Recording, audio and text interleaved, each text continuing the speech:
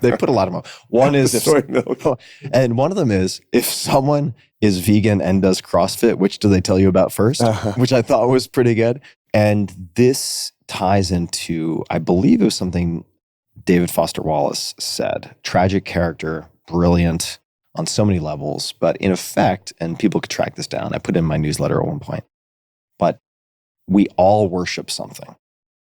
And task number one is figuring out what you worship. I think it's a graduation speech where he talked about that, right? Right. Yeah. So if it's not religion, it's going to be something else. Is it money? Is it fame? We talked about this a bit. We did the 4 idols last time we talked. Right, exactly. Pleasure. That's where I landed, for better and for worse. Mm-hmm. And I'm wondering, it seems to me that religion, belief in the divine, might be another way to put it, is almost genetically programmed in humans. That's an anthropological empirical regularity. So what we find is that anthropologists, including paleoanthropologists, find there's no civilization that they've ever encountered that doesn't worship. Right. There are individuals who don't worship, but there are no cultures that don't have religious foundation to them. We're built for that. Taking a closer look at that, if people want to make the implicit explicit, the subconscious conscious, which I think is really important, because folks are gravitating to these pseudo-religions, whether it's CrossFit, veganism, ketogenic, Harvard, Bitcoin, you name it. Harvard. Famous university. Right. Yeah. Whatever it might be. Yeah. Trying to put that on one's radar, I think, is helpful. But then the question is, okay, if this is hardwired, if this might actually be a constitutional psychological requirement, how do you satisfy that requirement if you are not going to adopt an organized religion? Yeah. I've looked this a lot. This is a quest for me. Right? No, I hear you. This is very pleasant for me. I feel like I've made a lot of progress for myself, but I'd love to hear you. So this is a question not of religion, but of transcendence. Exactly. Transcendence is the phenomenon in which we move from the me self to the I self, in the words of William James, the father of psychology. The I self is looking out, and including looking up and standing in awe. The me self is looking in the mirror and thinking about yourself.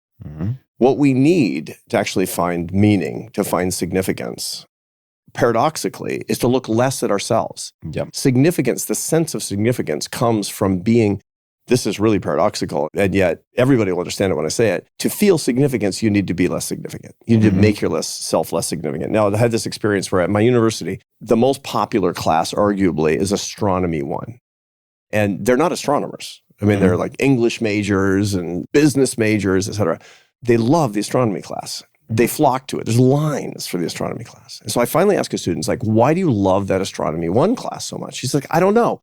But like, I go in the morning, Thursday morning at 9 o'clock, and it's a 90-minute class, and I'm bummed out because I just had an argument with my mom, and I think I'm breaking up with my boyfriend, and I got a B on a test, which at Harvard is like the end of the world, right?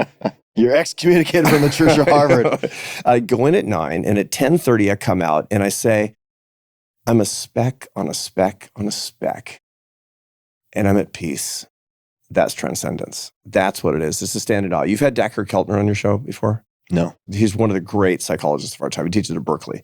And he has a book called Awe, A-W-E. You know, I thought I recognized the name because I was just reading that book. It's a great book. I was just reading that book just a few months ago. That's transcendence. It's to stand in awe, in the I self, looking out in awe of the universe, things bigger than you. And there's 2 dimensions of transcendence. The first is to transcend upward, and the other is to transcend outward, which is why worship of the divine, spiritual and religious experiences do this, and also service to others.